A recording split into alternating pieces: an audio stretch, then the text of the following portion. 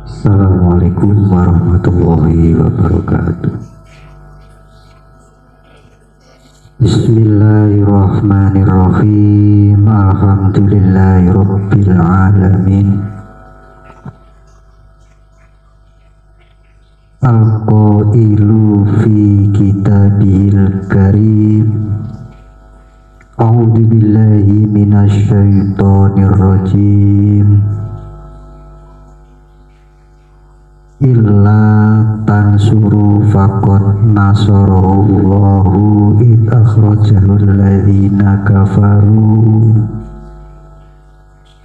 thaniyasnaini idhuma fil gharri idh yaqulu li sahibihi la tahzan innallaha ma'ana fa'anzalallahu sakinatahu alaihi wa ayyadahu bijunudi lam taruha wa jala kalimatal ladzina kafaru sufla wa kalimatullahi hiyal ulya wallahu azizul hakim. Astaghfirullah.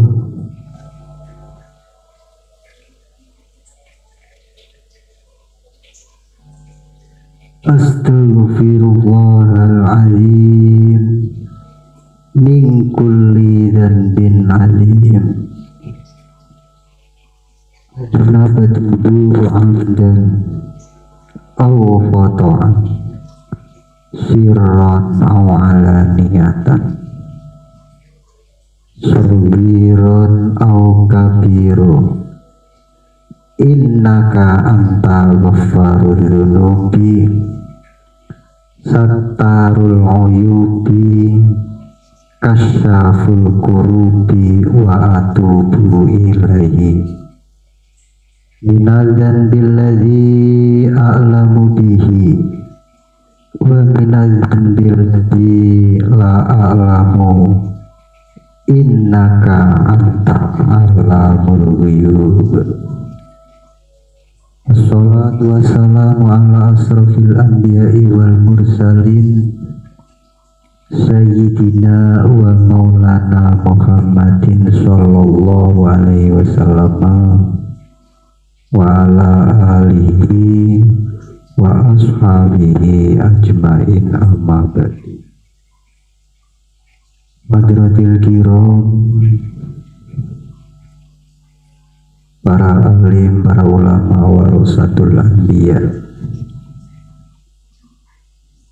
wabil khusus al-mukarram, sang guru besar Bapak Kiai Muhammad Mukhtar Muti, Mursyid Thariqatus Siddiqiyah Syekh Mukhtarullah Al-Mujtaba, yang kami taati, dipunyai Safatul Ummah sebagai penasihat organisasi Jamiah Kausaran Putri Hajarullah Siddiqiyah Indonesia, juga sebagai Ketua Umum organisasi Hilal Berkat Rahmat Allah Siddiqiyah, sekaligus sebagai Ketua Yayasan Tarbiyah Hifdzul Ulam wal Banat. Al-Mukarram Bapak Tasrihul Adib Ajis, Ketua Forum Khalifatus Siddiqiyah Indonesia. Al-Mukarramun Bapak Muhammad Subhi Ajalsani, pimpinan Wali Talqin Thariqat Siddiqiyah Indonesia, sekaligus sebagai Ketua Umum Organisasi Pemuda Siddiqiyah from Ketuhanan Yang Maha Esa. Yang kami hormati segenap organisasi di lingkungan Thariqat Siddiqiyah, Bapak Ibu yang senantiasa dimuliakan oleh Allah Subhanahu wa Ta'ala. Pertama, marilah kita panjatkan puja dan puji syukur alhamdulillahirobbilalamin kehadirat Allah subhanahu wa ta'ala. Yang kedua, syukur alhamdulillahirobbilalamin kehadirat junjungan kita Nabi besar Muhammad sallallahu alaihi wasallam. Yang ketiga, syukur alhamdulillahirobbilalamin kepada beliau sang guru besar mursyid Thariqatus Siddiqiyah Syekh Mukhtar Al-Mujtaba. Bapak Ibu yang kami muliakan, pada pertemuan saat ini akan membicarakan tentang masalah lebih sempurnanya apabila salam itu akan lebih sempurna apabila diikuti dengan perjabatan tangan. Ini berdasarkan sebuah hadis Nabi. Di dalam hadis Nabi diterangkan demikian. An Ibni Mas'udin anin Nabi sallallahu alaihi wasallam qala min tamamit tahiyatil akhdar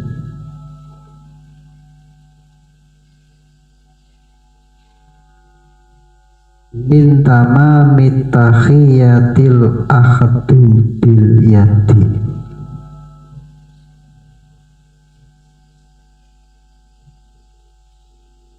Dari Ibnu Mas'ud, dari Rasulullah sallallahu alaihi wasallam, sabda Nabi, sebagian dari kesempurnaan salam itu ialah berjabatan tangan. Saya ulang lagi hadisnya. An Ibni Mas'udin anin Nabi sallallahu alaihi wasallam qala min tamamit tahiyatil ahdu bil yadi. Rawahu Tirmidzi, Sunanud Tirmidzi jilid 4 halaman 173.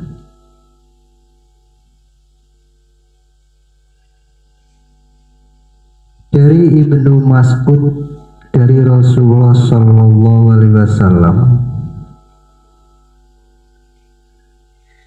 Nabi bersabda, sebagian dari kesempurnaan salam itu ialah berjabatan tangan. Ada sebagian pendapat berjabatan tangan dengan seorang laki-laki dengan wanita yang bukan muhrimnya adalah haram. Jadi ada sebagian pendapat bahwa berjabatan tangan dengan seorang laki-laki dengan wanita yang bukan muhrimnya adalah haram hukumnya. Pendapat ini mengambil dasar dari hadis Nabi. Hadis yang dijadikan dasar: 1. An Aisyah radhiyallahu anha qalat wa ma massat yadu Rasulullah sallallahu alaihi wasallam yadam ro'ati illa imro'atan yamlikuha. Dari Aisyah radhiyallahu an, Aisyah berkata, tiadalah pernah tangan Rasulullah sallallahu alaihi wasallam menyentuh tangan wanita lain melainkan wanita yang beliau miliki. Hadis yang nomor 2. Qalat Aisyatu radhiyallahu anha, wallahi ma massat karena Rasulillahi sallallahu alaihi wasallam karena imro'atin Waktu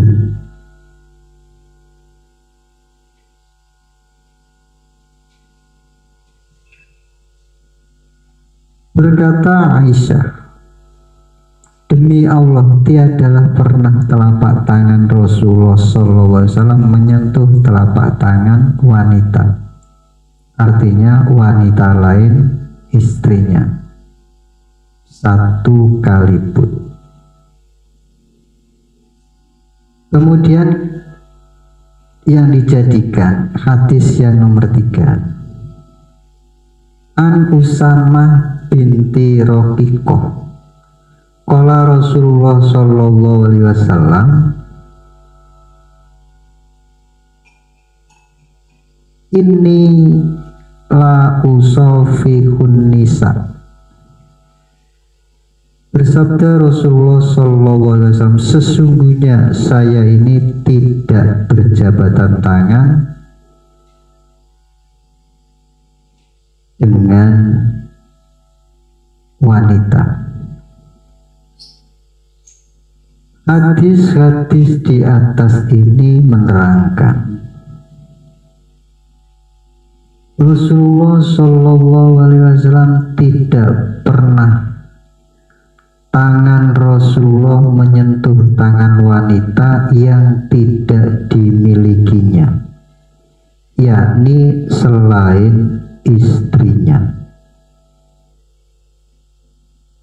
Rasulullah SAW tidak pernah berjabatan tangan dengan wanita. Berdasarkan hadis-hadis ini, maka jelaslah bahwa berjabatan tangan dengan wanita-wanita yang bukan muhrimnya adalah haram. Orang yang memperbolehkan orang laki-laki berjabatan tangan dengan wanita yang bukan muhrimnya berarti menghalalkan sesuatu itu yang diharamkan oleh Rasulullah Sallallahu Alaihi Wasallam.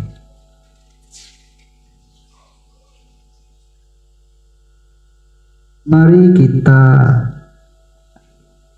teliti, mari kita pahami hadis-hadis yang dipakai dasar kepada orang-orang yang berpendapat bahwa berjabatan tangan antara seorang laki-laki dengan seorang perempuan yang bukan muhrimnya itu hukumnya haram. Mari kita teliti satu persatu apa yang ada dalam hadis tersebut. Jadi terlebih dahulu marilah kita teliti persoalan-persoalan ini. Satu, kalimat massa ya musu artinya menyentuh, kasarnya menjamah. Kebanyakan dalam Al-Quran menyentuh sesuatu yang dirasa tidak baik atau sentuhan yang tidak membawa kebahagiaan, tidak membawa keuntungan. Umpamanya dalam Al-Quran disebut satu, Fakot masal qauma korhun, surat Al-Imran ayat 140. Maka sungguh menyentuh kaum luka-luka. Dalil yang nomor 2, Qad massa aba'ana Sobra'u. Surat Al-A'raf ayat 95. Sungguh menyentuh kepada bapak-bapak kita apa yang dinamakan bahaya-bahaya. Yang nomor 3, wa idza massannasa durru. Surat Ar-Rum ayat 33. Ketika manusia tersentuh bahaya, ini masa niat durru. Sesungguhnya saya ini telah tersentuh bahaya. Surat An-Nisa ayat 83. Ini masa niat syaiton. Surat Shad ayat 41. Sesungguhnya saya tersentuh syaitan. Nomor 6, masadhumul ba'sya'u wadarra'u. Surat Al-Baqarah ayat 214. Menyentuh akan mereka ditimpa kerusakan dan kecelakaan, harta dan badan. Nomor 7, walain massathum nafkhatu min azabin rabbika. Surat Al-Anbiya ayat 46. Akan tetapi jika menyentuh mereka sedikit saja dari azab Tuhanmu.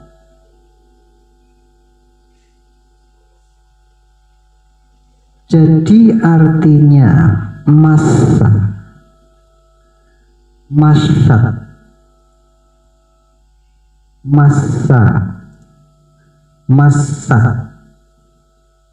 itu bukan sentuhan biasa yang tidak ada artinya apa-apa. Ini yang ada di dalam hadis di atas. Ini semua berdasarkan Al-Quran. Tapi sentuhan yang sehubungan dengan sesuatu yang dirasakan tidak enak atau tidak baik, maka bila dalam hadis di atas dikatakan massat yadu Rasulillah, massat kafu Rasulillah, itu memang benar bahwa Rasulullah tidak pernah menyentuh tangan wanita lain apabila sentuhan yang mempunyai makna kurang baik. Rasulullah Shallallahu Alaihi Wasallam tidak pernah berjabatan tangan dengan wanita lain, itu pun benar. Akan tetapi manusia yang tidak pernah dikerjakan oleh Rasulullah, akan tetapi sesuatu yang tidak pernah dikerjakan oleh Rasulullah jangan ditafsirkan haram kalau tidak ada larangan dari Rasulullah Shallallahu Alaihi Wasallam dengan terang-terang. Sesuatu yang Rasulullah tidak pernah meninggalkannya jangan ditafsiri fardu atau wajib kalau tidak ada keterangan yang jelas wajibnya dari Rasulullah. Adapun berjabatan tangan, itu kalimatnya bukan massa atau massat, atau yamussu, akan tetapi kalimatnya tahafaha atau tahafahu. Berjabatan tangan itu adalah adat pertama kali yang melakukan adat berjabatan tangan itu ialah orang-orang Yaman. Wa an Anasin radhiyallahu anhu qala lama jaa ahlul Yamani qala Rasulullah sallallahu alaihi wasallam qad jaa ahlul Yamani wa hum awwalu man jaa bil musafahati. Dari Anas radhiyallahu an, kata Anas, ketika datang ahli Yaman, Rasulullah sallallahu alaihi wasallam bersabda, telah datang ahli Yaman, dan mereka itu orang-orang yang pertama datang dengan berjabatan tangan.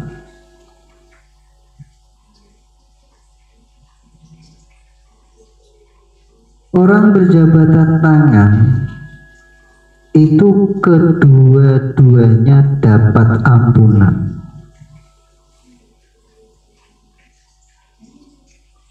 Wa annal barra'i radhiyallahu anhu qala Rasulullah sallallahu alaihi wasallam ma min muslimina ya taqiyani fayadoha famani illa ghufira lahuma qabla ayatafarraqo.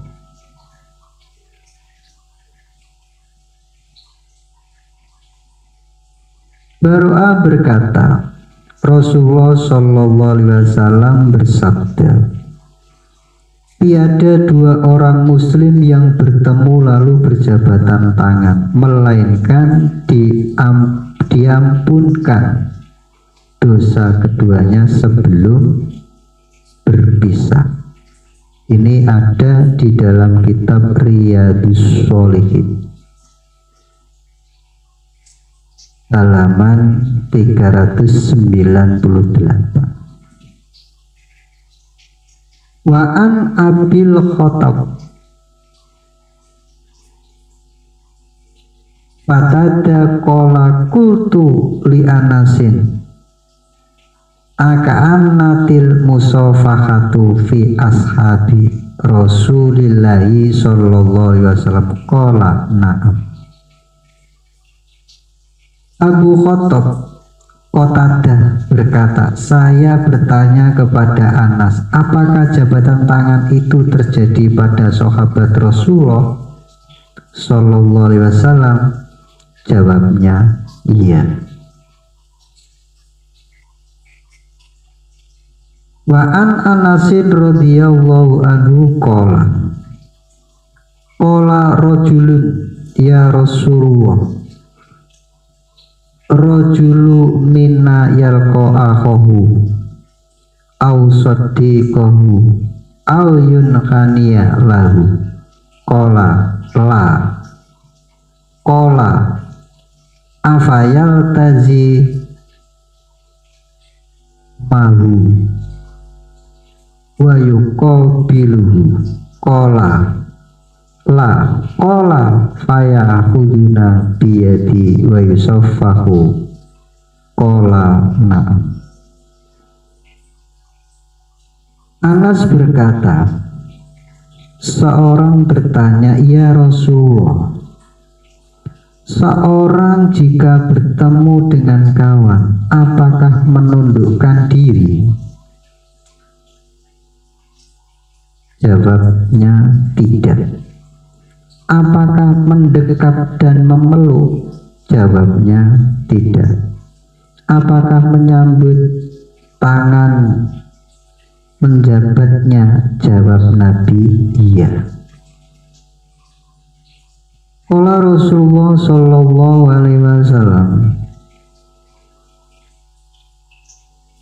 idza iltaqal muslimani fatasofaha wa hamidallaha wastaghfara ghufra lahuma. Rasulullah SAW bersabda, ketika bertemu dua orang Islam, kemudian keduanya berjabatan tangan dan keduanya memuji Allah dan minta ampun kepada Allah, maka kedua-duanya dapat ampunan. Ini dalam kitab hadis Jami'us Shaghir. Qala Rasulullah sallallahu alaihi wasallam, idza iltaqal muslimani fasallima ahadahuma ala sahibihi kana ahabbuhuma ilallah ahsanuhuma basarun musahibahu faida yatasafaha anzalallahu alaiha mi'atun rahmatin libadi liyadi tis'una walil musafihi asratun. Hadis Jami'us Shaghir. Ketika bertemu dua orang Islam, kemudian memberikan salam, salah satunya atas temannya, maka adalah keduanya itu paling dicintai Allah, keduanya paling baik-baiknya. Manusia yang berkawan dan ketika berjabatan tangan keduanya, Allah menurunkan untuk keduanya 100 rahmat. Bagi yang awal salam 90 rahmat, bagi yang jabatan tangan 10 rahmat. Berjabatan tangan itu menjadi kesempurnaan salam. Min tamamit tahiyatil ahadu bil yadi. Sebagian dari kesempurnaan salam itu ialah berjabatan tangan. Qala Rasulullah sallallahu alaihi wasallam, min tamami iyadatil maridi ayyadu'a ahadukum biyadihi ala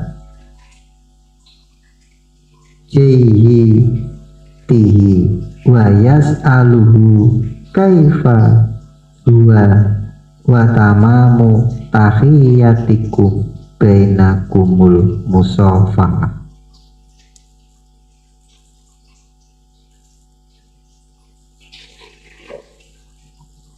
Dari kesempurnaannya menjenguk orang sakit, hendaklah salah satumu meletakkan tangannya di atas dahinya, seraya bertanya, bagaimana ia dan kesempurnaan salammu, di antaramu berjabatan tangan. Qala Rasulullah sallallahu alaihi wasallam, tasafahu yadhabu gilla an qulubikum. Sabda Rasulullah sallallahu alaihi wasallam, hendaklah kamu berjabatan tangan, akan hilanglah dengki dari hatimu. Qala Rasulullah sallallahu alaihi wasallam, tahadu tahabu wa tasafahu yadhabu. al-ghillu ankum. Hadis Jami' Shaghir halaman 121. Rasulullah Shallallahu Alaihi Wasallam bersabda, hendaklah kamu saling berhadiah, kamu akan saling menyayangi, dan berjabatan tanganlah kamu, akan hilanglah dengki dari kamu. Bapak Ibu yang kami muliakan, berjabatan tangan itu diperintah oleh Rasulullah.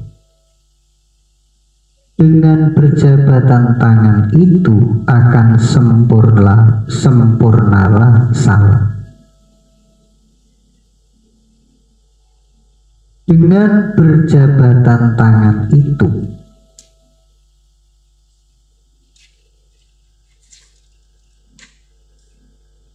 mendapat ampunan. Dengan berjabatan tangan itu menghilangkan ghilun, sifat ghilun. Dengan berjabatan tangan itu akan mendapatkan 100 rahmat.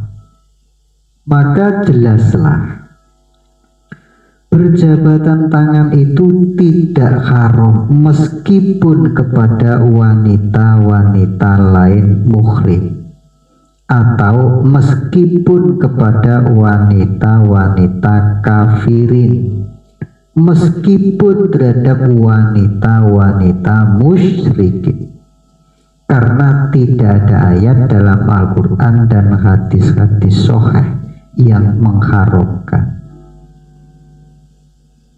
Yang ada dalam hadis perintah berjabatan tangan dan banyak hikmahnya.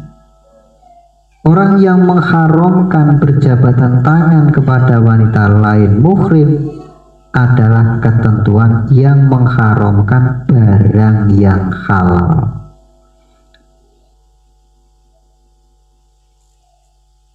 Di dalam hadis Nabi diterangkan lagi, an Abi Dzar radhiyallahu anhu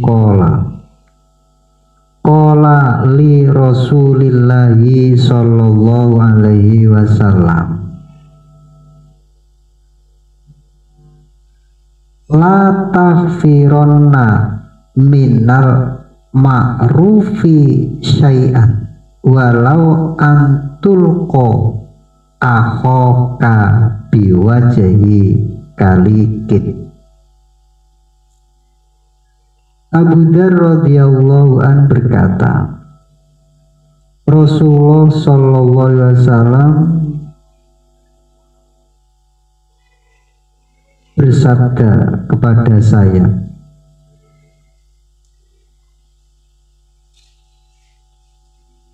janganlah meremehkan suatu kebaikan walaupun sekedar menghadapi teman dengan muka yang manis. Orang yang mengulurkan tangan, mengajak berjabatan tangan adalah kebaikan. Bila kita tolak, artinya kita meremehkan kebaikan. Padahal meremehkan kebaikan itu dilarang oleh Rasulullah, dan pula bisa menambah sifat ghilin dalam hati dan menjauhkan dan diberi rahmat Allah. Kalau kita hendak berjabatan tangan kepada wanita yang bukan muhrim, akan tetapi bukan karena kebaikan, tapi karena terlintas dalam hati kita karena niat tidak baik, maka inilah perbuatan yang harus dijauhi. Janganlah diteruskan niat yang jelek itu. Ini yang dimaksud.